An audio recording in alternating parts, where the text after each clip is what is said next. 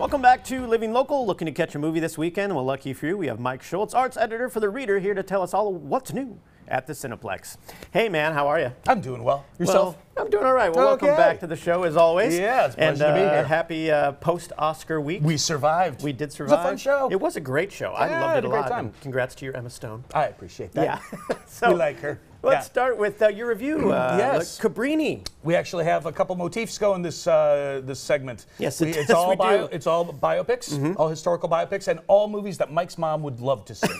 Perfect. She turns 82 on Saturday, folks, and this is for her. Mom, we're going to start with a movie called Cabrini that I saw, which was quite lovely. Yeah. It is a biopic of a story that I didn't know before. This is about the first American saint and also the patron saint of immigrants.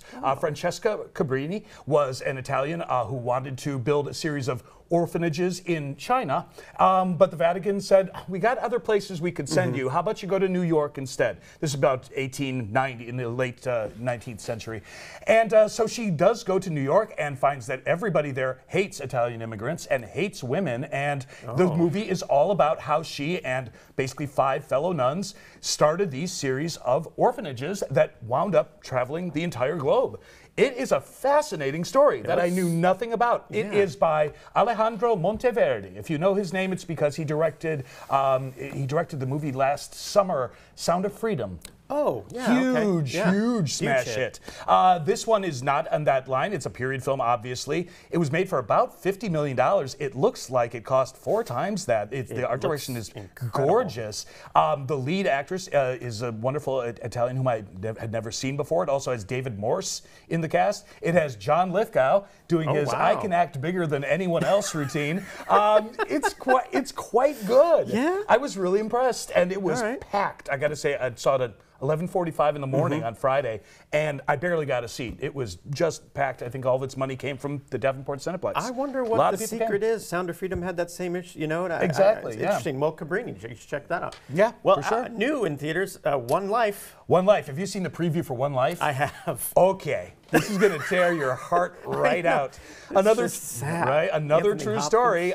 This is set in 2 different time periods. One in the 1980s, where a former stockbroker, played by Sir Anthony Hopkins, it turns out in World War II, in the days like right before the war got horrible, the late 30s, he managed to smuggle basically 650 children out of Prague and get them set up in foster families in England. Wow. Nobody knew about this story for about 50 years because he didn't tell anybody until the mid-80s that this was actually going on. Yeah. And so the movie is also set in the 30s, where you see a younger version of him and show how this happened. First of all, of course, the mechanics of getting that to happen are amazing, but you also have to think that he had to go to all these kids' parents and say, "Hi, can I take your child away from you because it's going to be safer to do that?"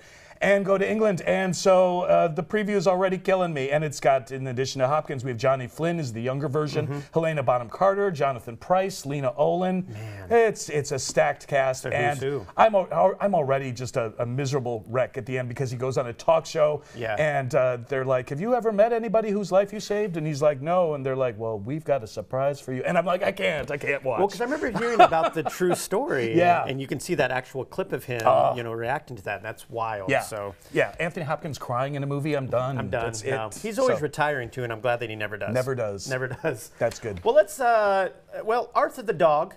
Arthur the King is actually. Arthur the King. Yes. Actually, yes. Arthur the King is what it is. Arthur. So let's talk about this. Okay. This preview also kind of made me a little misty, and I was a little upset with myself. But go on. This is gonna get you. This is another true story, folks. This is 3 in a row for us tonight.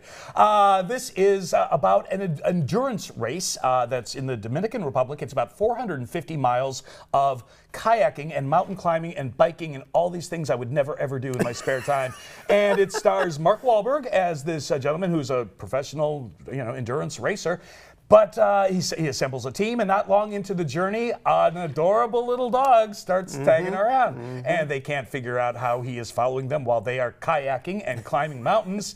But this is a true story, folks. And of course, eventually, Mark Wahlberg, my bet is going to be he's not going to be a dog person at the start of the movie and becomes one. You're probably right. Exactly. But it's based on, like I said, a true story about a Swedish guy. When you think Swedish guy, you think Mark Wahlberg. That's who I cast in that role. Oh, of course.